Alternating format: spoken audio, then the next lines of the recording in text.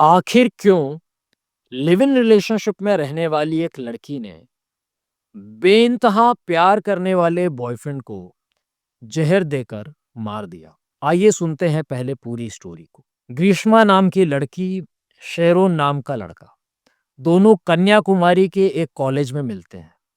First interaction में ही इन्हें एक कनेक्शन फील होता है। इन्हें लगता है कि हम दोनों एक दूसरे को लाइक करते हैं। एक दूसरे का नंबर ले लेते हैं, यानी कि नंबर्स एक्सचेंज कर देते हैं और फिर बातचीत होना स्टार्ट होती है कॉल्स पे, मैसेजेस पे। बातचीत होना स्टार्ट होती है, दोनों फ़ील करते हैं एक कॉम्पैटिबिलिटी, एक बॉन्डिंग।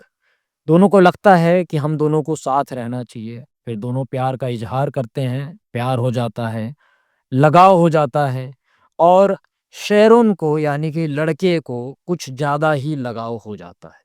एक सिटी में शिफ्ट होते हैं और दोनों को लगता है कि अब हमें लिव इन रिलेशनशिप में रहना स्टार्ट करना चाहिए। दोनों लिव इन रिलेशनशिप में रहना स्टार्ट करते हैं। चीज़ें बहुत सही चल रही होती हैं, सब कुछ बहुत सही चल रहा होता है।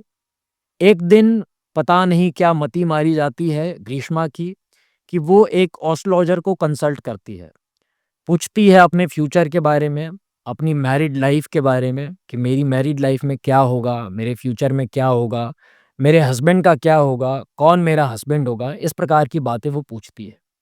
वो एस्ट्रोलॉजर भी कोई फेक एस्ट्रोलॉजर रहा होगा, उसने कहा कि तुम्हारी 2 शादियाँ होंगी, पहला जो तुम्हारा हस्बैंड होगा, वो मर जाएगा, तुम्हारे पहले हस्बैंड की मृत्यु हो जाएगी। अब ये बात एकदम से वो घर कर जाती है ग्रीष्मा के दिल में और ग्रीष्मा की जो बुद्धि है, वो भ्रष्ट हो जाती है। मीनवाइल ग्रीष्मा के घर से बहुत सारे फ़ोन्स भी आ रहे होते हैं कि बेटा रिश्ता करो, रिश्ते आ रहे हैं, ये आ रहे हैं, शादी-वादी, इन चीज़ों का प्रेशर भी रहता था। अब ग्रीष्मा की बुद्धि भ्रष्ट हो गई। उसे लगा कि मैं शेरोन से शादी करूँगी और अब ये तो मर ही जाएगा, तो इससे अच्छा मैं इसको ही टपका दूँ, इस प्रकार की मेंटालिटी उसकी रही होगी। बीच-बीच में वो बार-बार शेरोन से पूछती थी कि यार तुमको क्या सच में मुझसे ही शादी करनी है? और शेरोन काफ़ी सीरियस था, शेरोन बेइंतहा प्यार करता था, बहुत ही उसका लगाव था। उसका ये था कि मुझे चाहे कुछ भी हो जाए, तुम्हारे साथ ही रहना है, तुम्हारे साथ ही मेरे को शादी करनी है, मुझे तुम ही चाहिए, तुम्हारे सिवाय मेरे को कोई नहीं चाहिए। और बार-बार जो ग्रीष्मा है वो उसको मैनिपुलेट करने की कोशिश करती थी। हालाँकि जो शेरोन का आंसर था, वो यही होता था कि मुझे तुम ही चाहिए, मुझे तुमसे ही शादी करनी है। अब ये बातें घूमने लगीं ग्रीष्मा के मन में और उसे लगा कैसे करूँ, क्या करूँ? अब जब इंसान की बुद्धि भ्रष्ट होती है, जब इंसान का समय खराब होता है या इंसान की मेंटालिटी किस प्रकार की होती है वो समझ में नहीं आती, कि उस टाइम पे ग्रीष्मा को फ़ील हुआ कि मुझे तो अब इसको मारना है। अब वो देखने लगी मैं इसको किस प्रकार मार सकती हूँ। तो स्टार्टिंग में उसने पैरासिटामोल की ओवरडोज़ देना स्टार्ट कर दिया। खाने में, जूस में, दूध में, कई दिनों तक। अब शेरोन को उल्टियाँ होती थी क्योंकि हमारी जो बॉडी है, हमारी बॉडी काफ़ी इंटेलिजेंट है और हमारी बॉडी जब तक कैपेबल होती है, किसी भी ऐसे टॉक्सिन को हमारी बॉडी निकालने का काम करती है। जैसे आपने कुछ भी ऐसा उल्टा-सीधा खा लिया, तो या तो आपको लूज़ मोशंस हो गए या फिर आपको बहुत सारी छींक आने लगी या बहुत सारी उल्टियाँ आने लगी। तो इस प्रकार से हमारी बॉडी रिएक्ट करना स्टार्ट करती है, तो समझना चाहिए कुछ न कुछ टॉक्सिन्स हैं, कुछ न कुछ गलत चीज़ें हमारे पेट में हैं, हमारे गट में हैं। तो उल्टियाँ वो करने लगा, लेकिन फिर भी बच गया। अब इसको लगा ग्रीष्मा को कि यार ये इससे तो नहीं मरेगा। फिर ग्रीष्मा ने और रिसर्च करना स्टार्ट किया कि ऐसी कौन-सी दवाइयाँ हैं, जो मैं इसको खिला सकती हूँ स्लो पॉइज़न के बेसिस पे। फिर उसको कुछ ऐसी दवाइयाँ मिल गई, फिर वो उसको खिलाने लगी, दूध में, जूस में, खाने में और धीरे-धीरे, धीरे-धीरे जो शेरोन की हालत है, वो बद से बदतर होती गई, काफ़ी सीरियस होती गई, काफ़ी उसकी हालत खराब होती गई, नाज़ुक होती गई और जब उसकी हालत बहुत ही ज़्यादा सीरियस हो गई, यूँ मान लीजिए कि एकदम इमरजेंसी वाली हालत हो गई, तो शेरून के घरवाले आए, शेरून का जो भाई है वो आया। अब उसके भाई ने उसको हॉस्पिटल में एडमिट करवाया। अब वो कई दिनों तक शेरून जो है वो हॉस्पिटल की बेड पर तड़पता रहा। अब बार-बार इससे पूछा जाता ग्रीष्मा से कि तुमने इसको क्या खिलाया है? तुमने इसके साथ क्या किया है? बता दो प्लीज़, प्लीज़ बहुत रिक्वेस्टें की गई, बहुत सारी मिन्नतें की गई, लेकिन ग्रीष्मा ने कुछ भी नहीं बोला, अपनी चुप्पी नहीं तोड़ी। 10 से 12 दिनों तक शेरोन की जो हालत है वो बहुत ज़्यादा ख़राब रही हॉस्पिटल की बेड पे, और 12वें-13वें दिन जो है इसने दम तोड़ दिया। दम तोड़ दिया, फिर पुलिस ने इन्वेस्टिगेट करना स्टार्ट किया, रिसर्च करना स्टार्ट किया, ढूँढना स्टार्ट किया। तो दोषी मिली ग्रीष्मा, और वो दवाइयाँ खिलाया करती थी मिला-मिला कर खाने में, दूध में, जूस में। फिर इसको कोर्ट केस किया गया इसके ऊपर, फिर कोर्ट ने इसको फांसी की सज़ा दी है। इस पे कई लोगों ने कहा है कि बहुत ही अच्छा है, इसी प्रकार का न्याय होना चाहिए, और कई लोगों ने कहा है आपने इसको तो फांसी दे दी और लोगों को आप फांसी कब दोगे? इस प्रकार की बातें आई हैं। तो ये तो थी स्टोरी। अब हम बात करते हैं इस स्टोरी से हमको क्या सीखने को, क्या समझने को मिलता है, क्या कंक्लूजन निकलता है। सबसे पहला कंक्लूजन है, stay away from fake astrologers. जो फेक एस्ट्रोलॉजर्स हैं, प्लीज हाथ जोड़ के रिक्वेस्ट है, आप उनसे दूर रहिए। और मैं ये कहूंगा पर्सनली, आप एस्ट्रोलॉजी और इन चक्करों में पड़े ही ना। किस्मत नाम की चीज बिल्कुल होती है, प्रारब्ध नाम का चीज बिल्कुल होता है, लेकिन आप ये भी समझ जाइए कि आप अपनी किस्मत नहीं बदल सकते। कैसे नहीं बदल सकते? पुरुषार्थ के थ्रू तो बदल सकते हैं।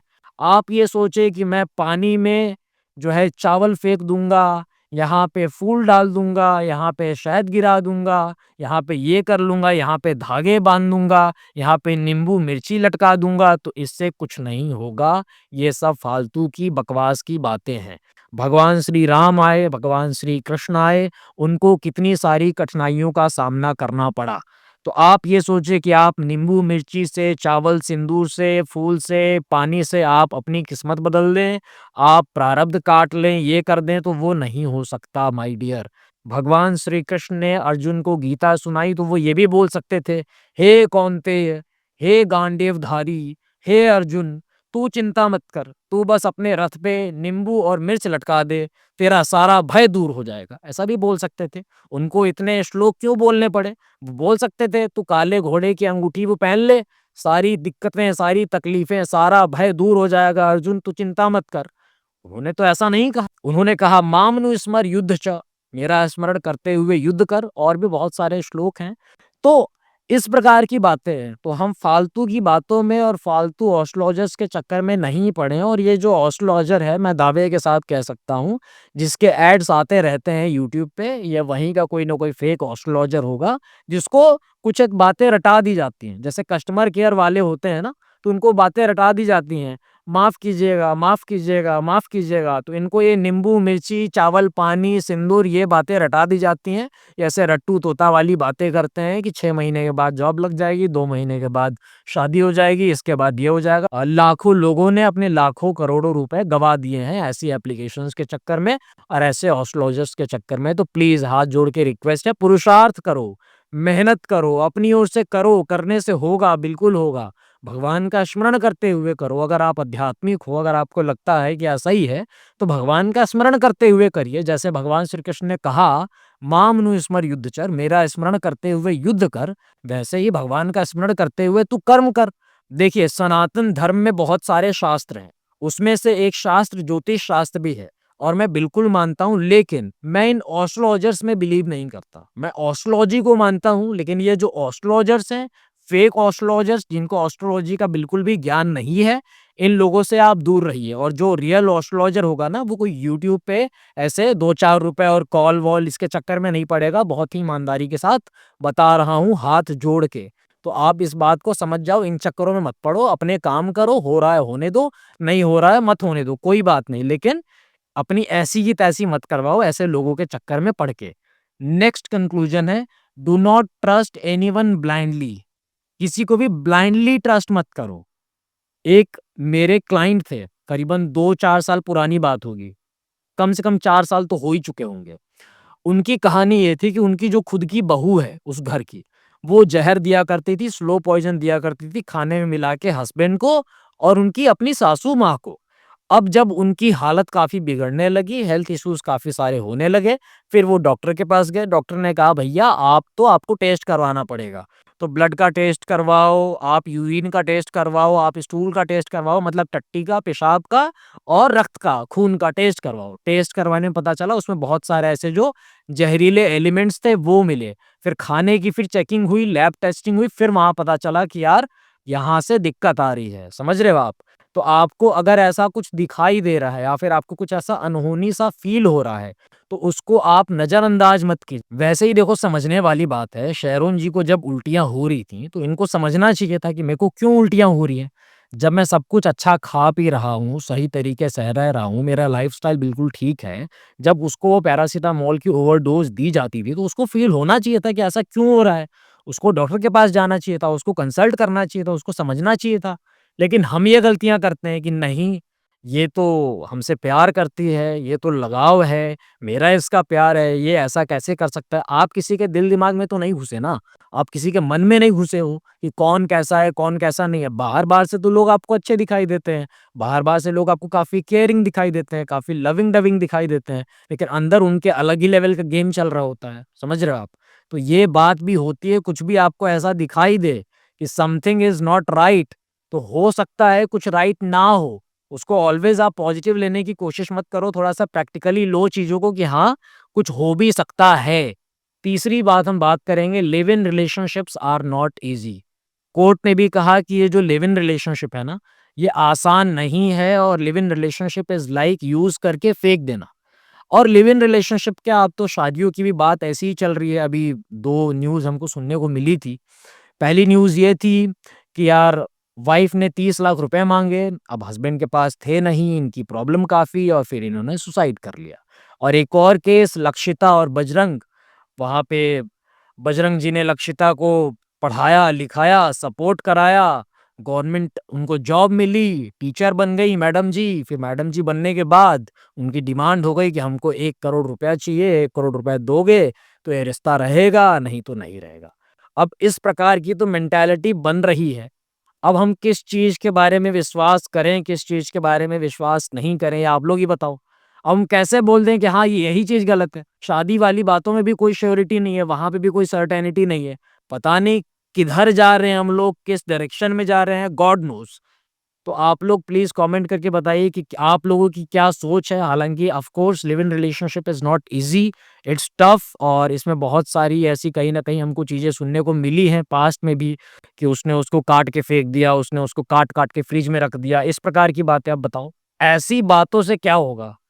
मन में बहुत सारा डर आएगा, फ़ियर फैक्टर आएगा, रिलेशनशिप के प्रति, डेटिंग के प्रति लोग एकदम से, "अरे यार! क्या हो रहा है? कैसे हो रहा है?" समझ रहे हैं आप? तो आपको ये स्टोरी कैसी लगी? कैसी लगी इन द सेंस आपने क्या सीखने को मिला?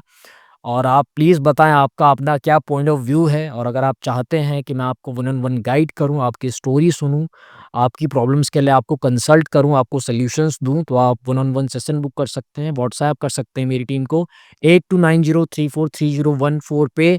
Thank you for taking the time to watch this video. Stay connected, stay blessed.